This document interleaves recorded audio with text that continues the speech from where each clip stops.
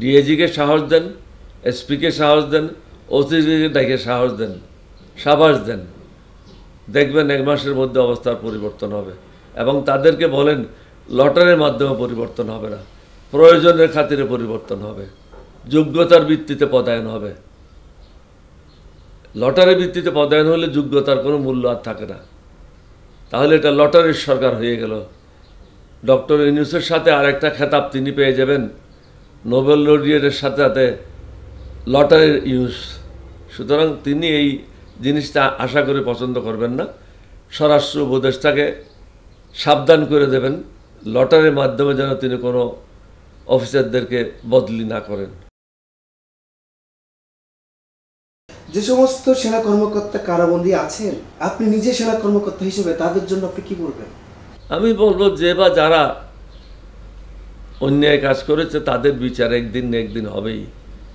এটা কেউ চেষ্টা করলেও বন্ধ করতে পারবে না। এটা কোরআনের বাণী, আল্লাহর বাণী। এটা কেউ চেষ্টা করলেও বন্ধ করতে পারবে না। আপনি অন্যায় করবেন, অন্যায়ের জন্য আপনাকে শাস্তি ভোগ করতে হবে। আগামী নির্বাচনে 1 লাখ সেনা সদস্য মাঠে থাকবে, আপনি কি মনে করেন সংঘাতমুক্ত নির্বাচন হবে? 100% সংঘাতমুক্ত নির্বাচন কঠিন। এখনো পর্যন্ত পুলিশেরা যেভাবে অ্যাক্টিভ হওয়ার কথা সেভাবে অ্যাক্টিভ হতে পারে নাই। এটার জন্য এককভাবে দায়ী হলো স্বরাষ্ট্র উপদেষ্টা। স্বরাষ্ট্র উপদেষ্টা কোনো উপজেলায় 3 মাস 4 মাসের উপরে কোনো ওসিকে রাখে না, ঘন ঘন বদলি করে। এর অর্থ হচ্ছে তিনি নিজেই চান না সরকার স্থিতিশীল হোক, দেশের জনগণ শান্তি পাক। তিনি এককভাবে দায়ী দেশের আইন শৃঙ্খলা ধ্বংস করার জন্য। একটা পুলিশ অফিসার যখন নতুন থানায় যায়, তার জন্য প্রায় 6 মাস সময় প্রয়োজন পড়ে পুরা থানার প্রত্যেকটা ইউনিয়ন এবং ওয়ার্ডের এলাকাগুলি জানার জন্য, এবং এই সমস্ত এলাকাতে কারা কারা ক্রিমিনাল আছে, কারা কারা ভালো লোক আছে, এগুলি তাকে নির্ণয় করার জন্য অনেক সময় লাগে।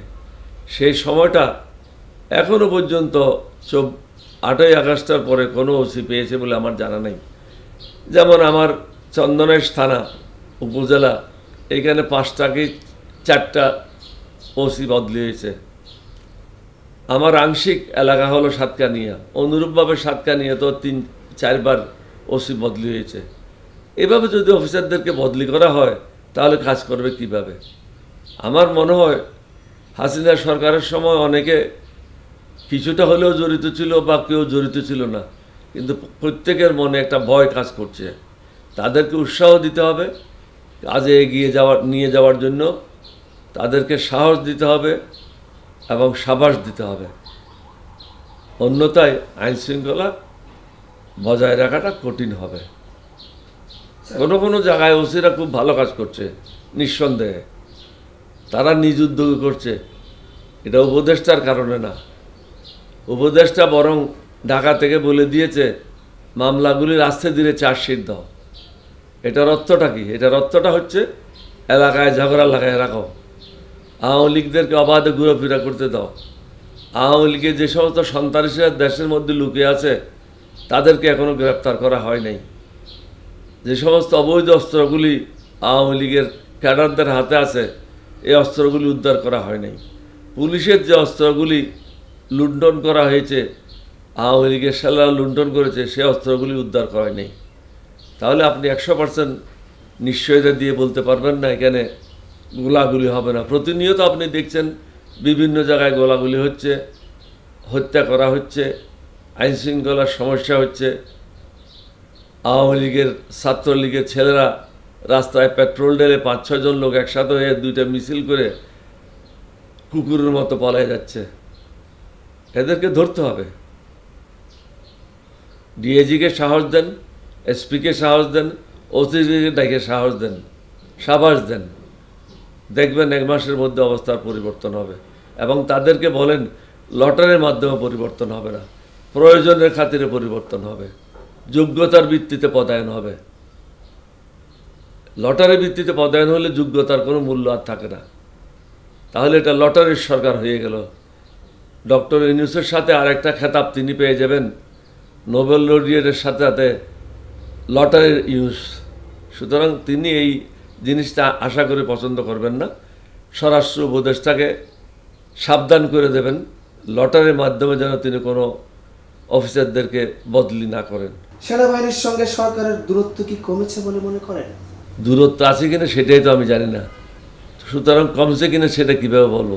স্যার, নির্বাচন না হওয়ার কোনো অনিশ্চয়তা দেখছেন কিনা? এখনো পর্যন্ত আমি কোনো অনিশ্চয়তা দেখতেছি না, তবে সামনে অনেক সমস্যা আসতে পারে। স্যার, ইতিমধ্যে রাজনীতি পাড়ায় কথার যুদ্ধ শুরু হয়েছে।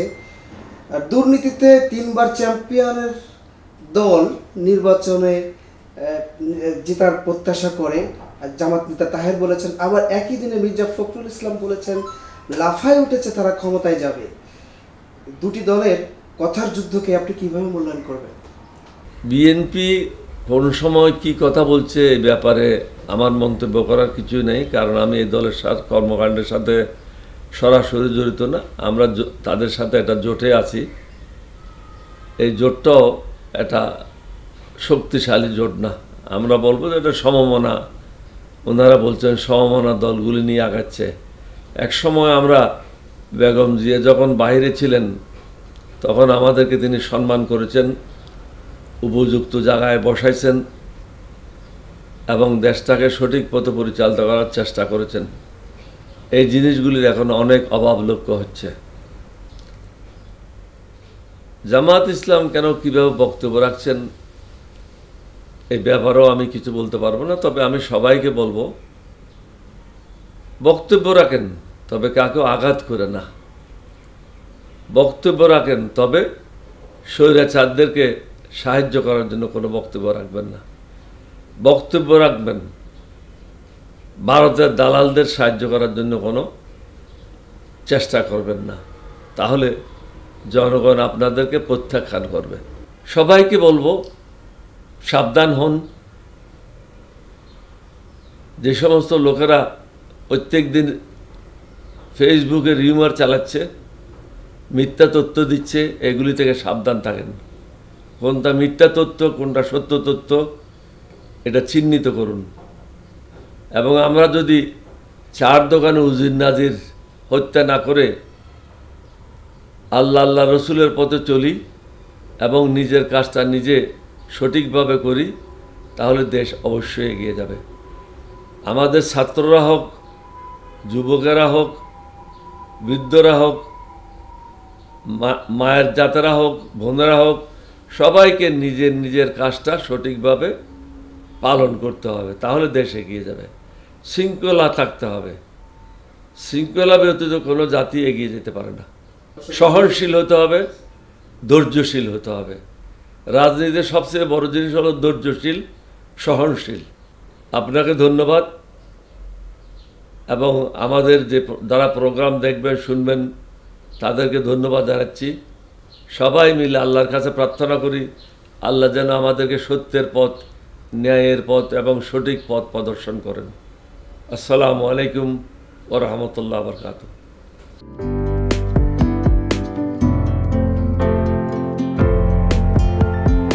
পহেলা জানুয়ারি 2025 ইউটিউব জার্নালিজমের অগ্রদূত changetv.press 6 বছর পেরিয়ে পা রাখল গর্বিত আমি অত্যন্ত আনন্দিত হলাম যে চেঞ্জ টিভি আগামী কয়েকদিনের মধ্যেই 6 বছর পূর্ণ করবে। হাঁটি হাঁটি পা পা করে চলা শুরু করে এখন সে বেশ দৌড়াদৌড়ি করছে বলা যেতে পারে। ও নামটাও অত্যন্ত বলবো যে সিগনিফিক্যান্ট, যে চেঞ্জ, এই গণঅভ্যুত্থান কিন্তু চেঞ্জ চেয়েছে। সেই হিসেবে তোমার টেলিভিশনের, তোমার এই চ্যানেলের নামের একটা যথেষ্ট মিল পাওয়া যায়। আমার প্রত্যাশা যে এই গণঅভ্যুত্থানের যে প্রত্যাশা, যে আশা আকাঙ্ক্ষা, চেঞ্জ টিভি সেটিকে এগিয়ে নিয়ে যাবে। তোমাকে শুভেচ্ছা। চেঞ্জ টিভি যারা সম্পৃক্ত আছেন, যারা কর্মী আছেন, সামনে পেছনে সকলকে আমার শুভেচ্ছা। changetv.press এক ফোঁটা হলুদ নেই। Online TV channel change TV 6 বছর ধরে ওনারা কাজ করে যাচ্ছেন। ইতিমধ্যে জনগণের হৃদয়ে স্থান করে নিয়েছেন। প্রায় 22 লাখ সাবস্ক্রাইবার আছে।